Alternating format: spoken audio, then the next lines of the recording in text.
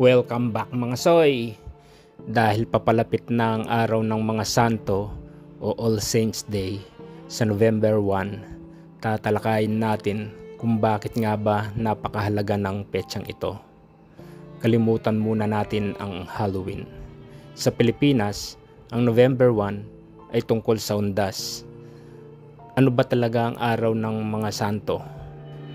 Sa simpleng paliwanag, ang araw ng mga santo ay isang banal na araw sa tradisyong Katoliko na inilaan para gunitain ang lahat ng mga santo, kilala man o hindi, na tiyak na nasa langit na. Ibig sabihin, ito ay araw ng parangal sa lahat ng mga pumanaw na may buhay na banal, lalo na sa mga martir. Bakit natin ipinagdiriwang ang undas? Pero bakit parang mas nakatuon tayo sa pagdalaw sa mga sementeryo tuwing auno? Dito, pumapasok ang tinatawag nating undas na pinagsamang selebrasyon ng araw ng mga santo, November 1, at araw ng mga kaluluwa, November 2. Para sa mga Pilipino, ang undas ay hindi lang tungkol sa mga santo, kundi tungkol sa mga yumaong mahal sa buhay.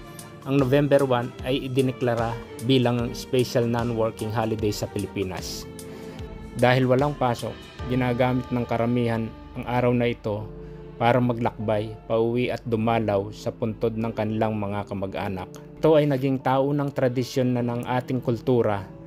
Nagtitipon ang buong pamilya sa sementeryo, naglilinis ng nicho, nagsisindi ng kandila, nag-aalay ng bulaklak at nagdarasal. Sa madaling salita, nagiging family reunion ang sementeryo.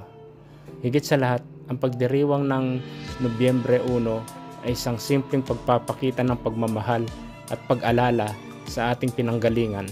Sabi nga, hanggat inaalala natin sila, nananatili silang buhay sa ating puso. Kaya mga soy, ito ang dahilan kung bakit mahalaga ang November 1. Kung nagustuhan nyo ang video, paki-like at subscribe na rin. Salamat sa panonood.